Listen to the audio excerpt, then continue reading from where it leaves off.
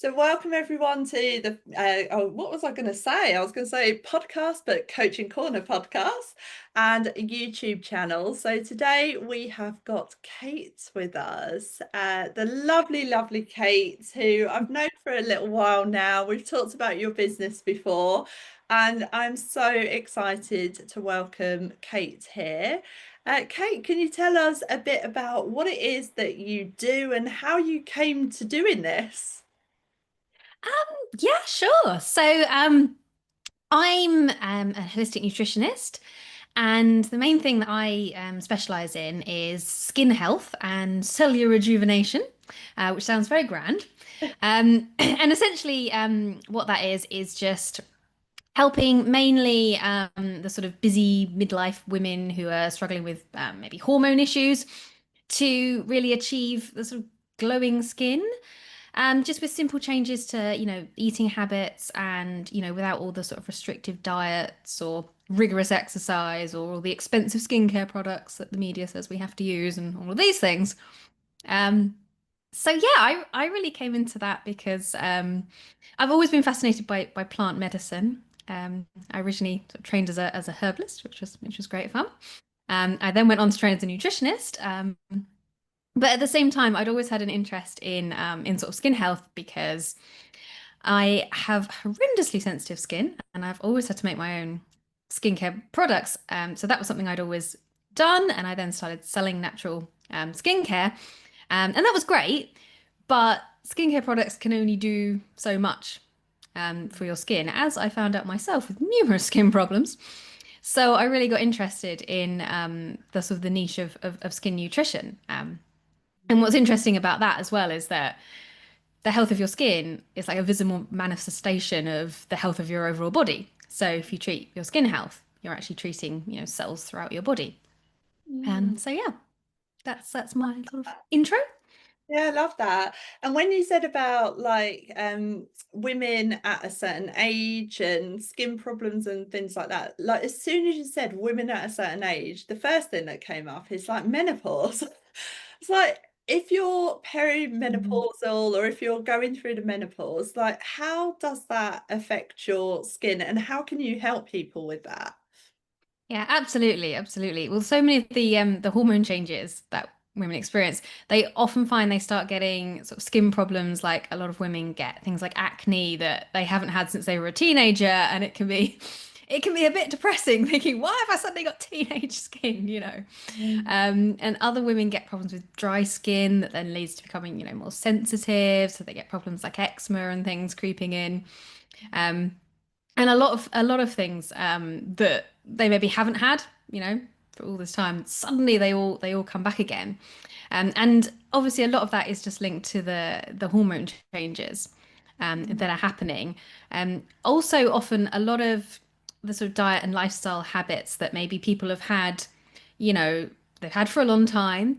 The 20s and 30s, you can get away with them. Your body copes, but sometimes you get to a certain point and it just says, nope, I'm not dealing with this anymore. And so maybe you have to start to look at some of these, some of these things that we know maybe are not the most healthy. And yeah, that really, throws off the whole body. And of course, that shows up in our skin. Just stress is a massive one as well. Once your body starts losing estrogen, that puts more stress on it. So then any other stress that you've got in your life, it all compounds. And elevated cortisol, our skin actually produces cortisol as well. So again, that's going to lead to inflammation in the skin, and that can then obviously really lead to a lot of skin problems. So it's lots of these sort of little things that you can look at. Yeah, so interesting. And what you said about like treating the skin and that can impact so many other things. I love the idea of that because that sounds like actually it's I don't know. It just sounds more appealing to me. Like I'm not a person who loves going to the gym and doing all of these different things, and it just makes me think, well, actually, I feel like this is doable. Like the nutrition side of it as well. Like it sounds really appealing because you're saying like you don't have to cut out everything and you don't have to do all of these things that we've been told to do. So what is it Mm. that I know like what makes it so different from other things that we might have been told that we need to do or we've come across? Like how do you treat people differently and not cut out everything? Yeah, absolutely, absolutely. Well, the thing is, if you're gonna have a really restrictive diet, that's actually gonna pile more stress on you, which is the last thing that we want. Yeah. Um, so yeah, I mean, what we try and look at is the sort of, the overall sort of diet that you're having. It's the 80-20 rule, some people call it. Yeah. And um the way I always like to look at it is like if you've got a sort of a healthy garden. So you've got like a really healthy, like lush garden and everything's growing beautifully. If you sort of, throw the odd firework in there, it's not going to do much damage. Everything's going to be fine. But obviously, if you've got a raging, forest fire, then yeah, throwing more stuff on that is not good. So sometimes we do have to sort of, cut a few things out just to bring everything into balance. But once you've done that, you can absolutely, you can have the treats and all of these things. And yeah, as you say, some of these things we're told are good for us are not always the case. Mm. Exercise is a great example. You see a lot of women sort of going, running for hours on the treadmill because they think they have to, but actually Mm. that can cause an awful lot of stress on the body, and actually might not be the best thing to do. And maybe a really short intense workout and then a bit of weight training that you can actually really fit into a busy schedule. Often that's actually going to be more beneficial for people anyway. Yeah. So yeah, and it is about personalizing it for the people as well because it has to fit in with your lifestyle. Yeah, I love that. Um, and it's so funny because I've almost like had an aversion to working with a nutritionist. Apologies for this on but because I have like, I've almost kind of developed this association of a nutritionist as like you'll be given a plan that won't fit in with your life and you'll have to be calorie counting and doing all of these things. And it sounds like work before you've even started. Well, tell us a bit more about, like, you've mentioned who you work with, but how do you work with them? What programs have you got? Like, how do you work with people?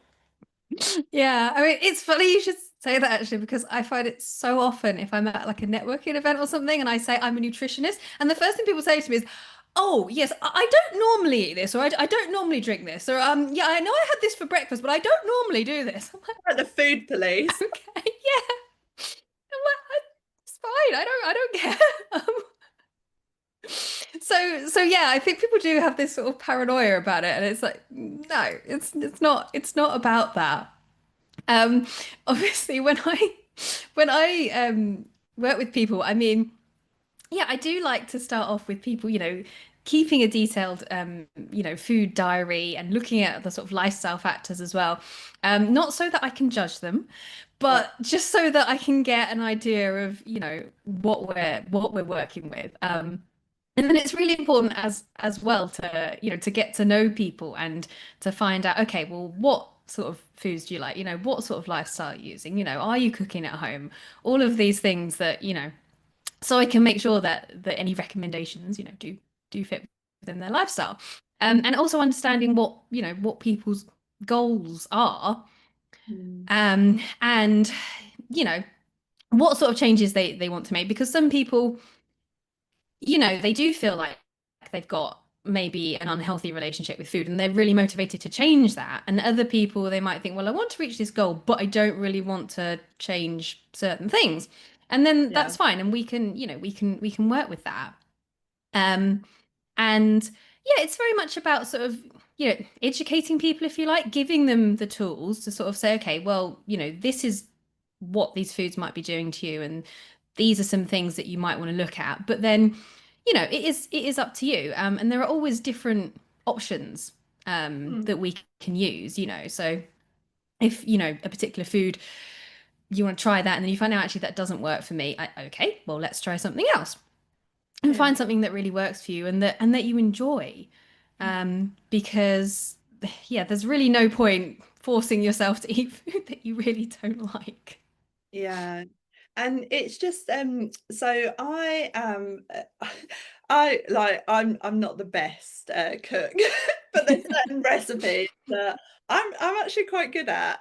And there's one recipe that I've literally cooked this morning, and it's a Nigerian recipe. So thinking about like people from different cultures who might have like different ingredients and things like that. Do you take all of that into consideration? Yeah, absolutely. Yeah, I actually find it's really fascinating if I get to work with somebody who, who's got that. Obviously, I mean, I have a sort of bank of recipes that I sort of, give out to people, anyone who's interested to sort of, I don't know what to cook. Okay, well, try some of these. But yeah, I love finding out about, other people's sort of if they've got traditional recipes they want to share. I'm like, oh wow, that's so much fun. I can really sort of look into that. Like, it's really interesting. Um, Yeah. so yeah, incorporating, the people's sort of preferences and things is obviously really important. Yeah, I love that idea because I've been on numerous diets in my life.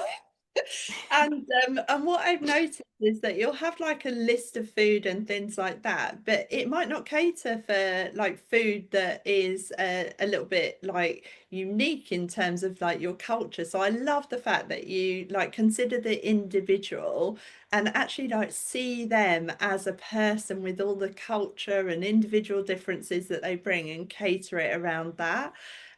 So that sounds fantastic. One of the things that we spoke about before we started the recording was around like what you're doing at the moment to talk about this, to like educate people, share the love around it as well. And the fact that you're like really out there kind of working on visibility and getting visible. Like, what has been your journey as someone who is trained in this and now like you're getting your clients and looking to build your business? Like, how like what does visibility look like for you and how do you feel about it? Yeah, I mean it's been a bit yeah, it was a bit difficult for me at first because I've always been, I don't know, naturally quite a quiet sort of person. Mm. Um, and I mean, I enjoy making videos and things, but I would sort of very much, yeah, make videos and put them on my YouTube channel and then just, there you are. People can just find them. They can come and watch it if they want to, and it's not, obviously that's not going to work.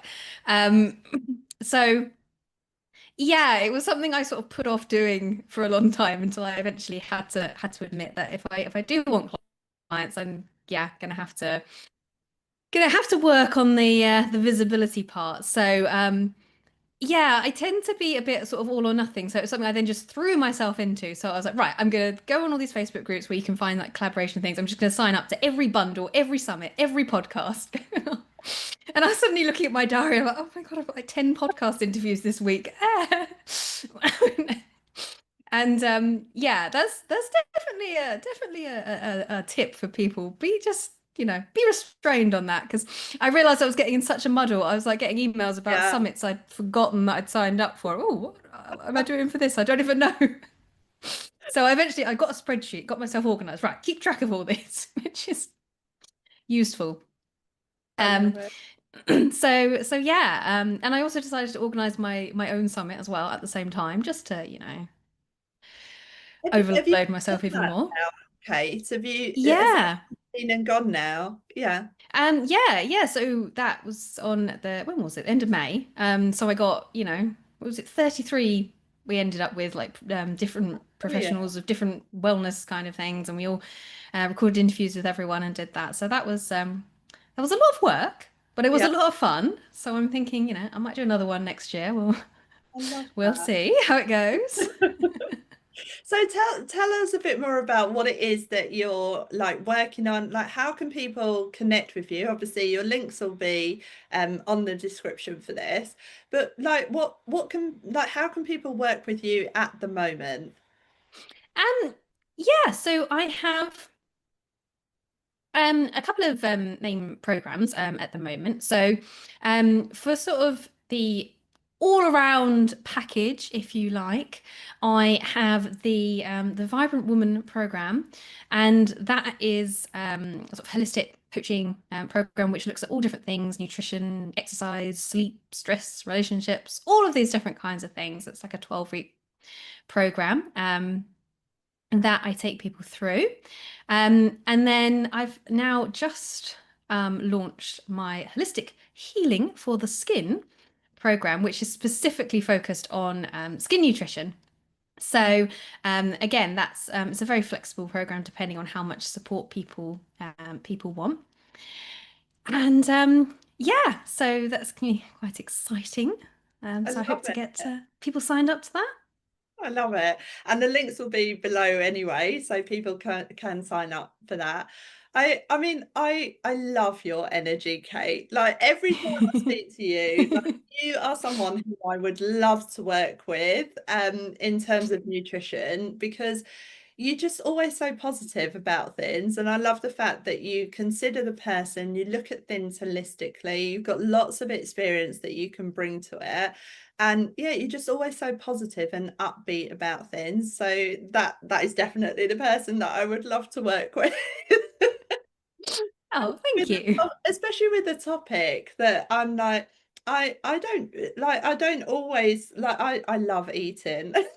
And the thought of cutting things out and doing all of this and changing everything just does not appeal to me. So the way that you talk about nutrition and food and skin and things like that, I'm like, well, I can be really open and honest with you and tell you what it is that I do like, and you'll take that into consideration. And that for me just feels like it's more sustainable, that it is like a lifestyle change that I could do rather than changing everything. So yeah, it's been brilliant speaking Yeah. to you. Oh, Anything thank that you. you would like to say just to finish off before we then yeah, post your links and things like that? Yeah. Yeah, absolutely. Well, it's been lovely. It's been lovely to speak to you too. And yeah, as you say, what I always like to focus on is rather than thinking of all the things that you want to cut out of your diet, it's more I like to focus on what can we add in. So if we can add in more healthy foods, that can really make a difference. We can start to feel better. And once we start to feel better, it really encourages you to keep doing that. And I think that's a much more, positive way of looking at it, rather than, putting more stress on you, because that's the last thing we want. Yeah, I love that. And like I always talk about the fact that I'm a positive psychologist. So I don't look at the deficit and what's gone wrong and all of those different things. I look at what's working and how can we build on that. So I see you almost like Yeah. a positive nutritionist. Yeah, I like that. Amazing.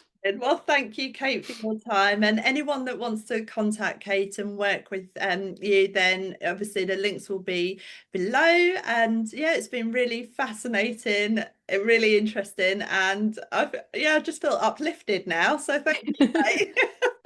Oh, that's great. Brilliant. Thanks, Kate.